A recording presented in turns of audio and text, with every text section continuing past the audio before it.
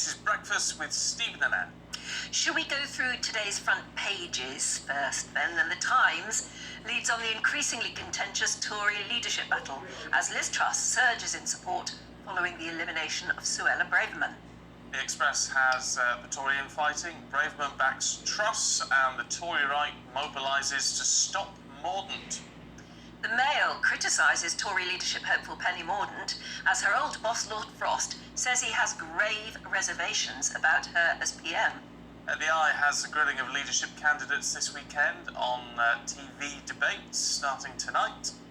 And the Telegraph covers Lord Frost's comments urging Kemi Badenoch to stand down for Liz Truss. The Guardian has the Environment Agency's warning that firms who pollute our rivers and streams could face prosecution. And the Mirror's front page looks at Britain's ongoing heatwave and the health warnings issued by the Met Office. And the Star has John Turode from MasterChef saying he's a werewolf. Well, there you go. What would we do without the Star? I don't know. I know. We all feel better without the Star. I mean, what's that all I about? don't know. How do they choose their front pages I don't sometimes? know. They must have a laugh. He feels slightly agitated when there's a full moon, but he hasn't experienced excessive hair growth. Is that right? Apparently so. You've read the story. You've read it. Yeah, I've read it, okay, let's go through the papers this morning then with Benjamin Butterworth and Nabila Ramdani. Good to see you both this morning. To the Mail, Benjamin, Penny under pressure.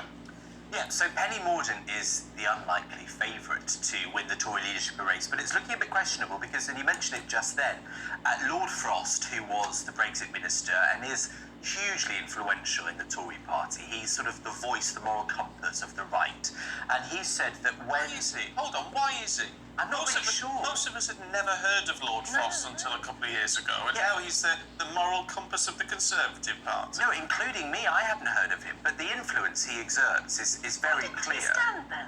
Well, he's in the House of Lords, so Could still you know, stand. He could still stand. he could, but I mean, it's been a good 100 years since someone we had a attempted Lord that. Prime Minister. I feel like that's one we can all get on board, that you should at least be an MP.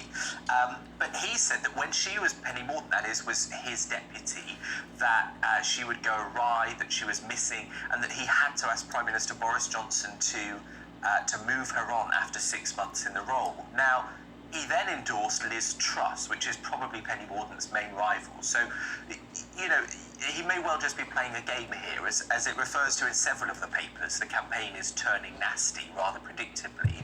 But I think that, you know, if Penny Mordaunt does fail to make it to the final two that Tory members will vote for, I think this Lord Frost intervention will probably be what won it. I mean, look, what we don't know at this stage is whether he is making an absolutely valid and true point, or whether he's been offered a plum job in a Truss premiership that he wouldn't get under Penny Mordaunt, because that's how it works, isn't it? He did say in an interview yesterday, he said that he wouldn't serve under Penny Mordaunt, such as his disdain. And, you know, actually, you know, the Mail's headline on the front page is Mordaunt under the microscope, which actually is fair enough, because... They all should be. Well, they all should be, but like she most of all, because we really don't know much about her. You know, she did 83 days as Defence Secretary in the Cabinet. She was International Development Secretary before that, which is, you know, an important role, but not one that has much domestic policy in it. And so I think there's a lot of questions being asked about what does she actually believe. Okay, fair point. Nabila, what's the Telegraph got on this? Well, more on Lord Frost, actually, urging for some tactical voting in this Tory leadership. He urges, effectively, MPs to back Liz Truss. He evidently believes in her, and this comes after Suella Braverman, who has been knocked out of the contest, who affirmed her endorsement for the Foreign Secretary, and now Lord Frost urges Kemi to do the same thing and come out and, as it were, back Liz Truss. And he is very specific about why this should be the case, because he says it's vital, effectively, for the unity among free marketeers. So you were asking about, you know, what's his legitimacy in all this. I think he's very much seen as a very serious politician. He's a top dog in the Tory party, and he's been very outspoken about, you know, the need to reclaim old-fashioned conservatism, if you like, and go back to what Tory values are about: low taxes, small state, anti-woke, and stand up for more traditional values. And one of the criticisms, I would say, of the modern Conservative Party is that it is spending too much. It is not budgeting enough. It is effectively spending money they haven't got. And, backing Liz Truss is directly to counter Penny Mordaunt's claim that she will come back to bring in some fiscal responsibility. And dare I say, she's got a perfect name for it. If you look after the pennies, the pounds will look after themselves, as the old saying goes. So she's got a very good headline-grabbing name Liz for leader. and also her initials, her slogan for her campaign, PM 4 PM. Yeah. Is there a danger that Conservative membership are just looking for another Margaret Thatcher? I mean, clearly they idolise Margaret Thatcher to this day, and I think Penny Mordaunt, Liz Truss is clearly trying to present herself as the Thatcher-style candidate.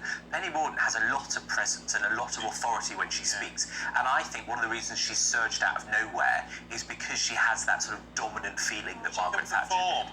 Yes. But she also claims that Margaret Thatcher legacy, Penny Mordaunt. She was a schoolgirl in Portsmouth, and she very much says at any opportunity that, she recalls Royal Navy ships sailing to the Falklands War, which is very much a defining feature of the Thatcher legacy, and that's what inspired her into going into politics. She also has a very strong military background.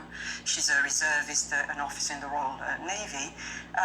But other than that, we don't know much about her. No. She looks good, she sounds good. What Lord Frost said about her is seriously worrying if you're choosing a candidate, isn't it?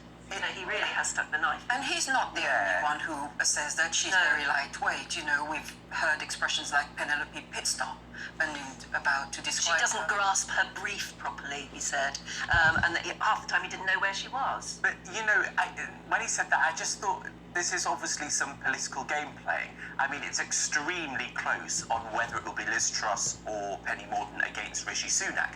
And you look at the polling, chances are whichever one of them is against Rishi Sunak will win and be the Prime Minister. That's what it suggests from Tory members. The only thing I'd say is, as someone that, isn't thrilled by any Conservative Prime Minister, is objectively, I think Liz Truss is actually not a very good communicator. I think she's got something of an Ed Miliband about her. She's kind of dorky and awkward. She's not natural in front of the cameras.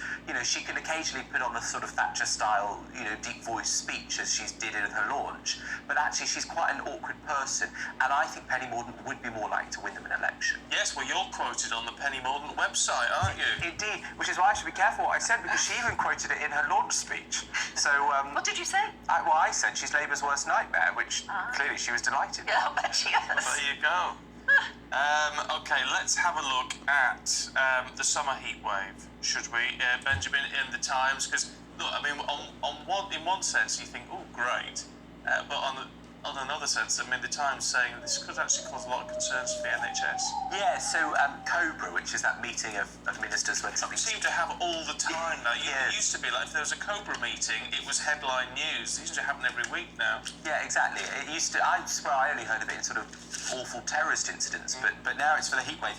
But actually, they're looking at temperatures of 40 degrees Celsius. Now, the highest temperature we've ever had in this country was 38.7 in July 2019. So, this is going to be dangerously hot for some people. And so there's a COBRA meeting about what they should do. There's worries about pressures on hospitals around the countries because of people getting ill from that. And yeah, I think it's quite a serious concern. I know that lots of fetes and events have been cancelled. The Chiswick Market cheese event has been cancelled on Sunday. Oh, good. Livid. Grief. Good grief. What are the good people of Chiswick going to do if they can't have their cheese? Exactly, it'd be too hot, it'd be sweltering. Yes, Oh, it was drives me mad. Apologies if you listen. Chiswick's lovely. Well, it's sort of all right, but it's just full of media types. It's where they all live in Chiswick. Do you live in worst. Chiswick? No, but I wish I did. Oh. I wish I had the money. Oh. Very nice. Actually, talking about the heat and the NHS in crisis, there's a rumour that even teachers might be sending children home. Oh, Yes, absolutely. If it's too hot.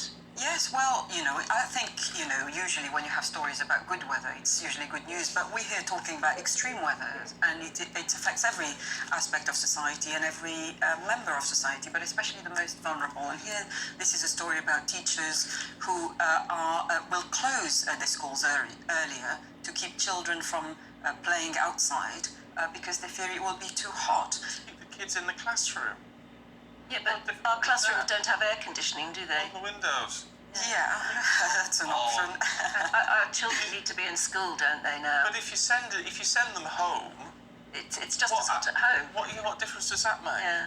Well, they pointed the lack There of is concentration.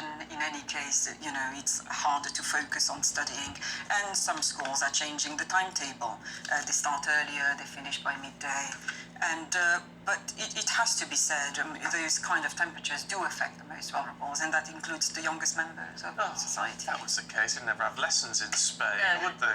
That's There very would true. be school in Spain because it's all permanently too hot. Nobody does any studying in the last 2 weeks of summer term, let's be honest. They just, when I was there, they'd wheel the TV in and stick That's you in right, front they of do. something. You're very right. Yeah. Honestly, we're turning into a nation of snowflakes. Yes, that's what we need, a few snowflakes. Right, would be nice.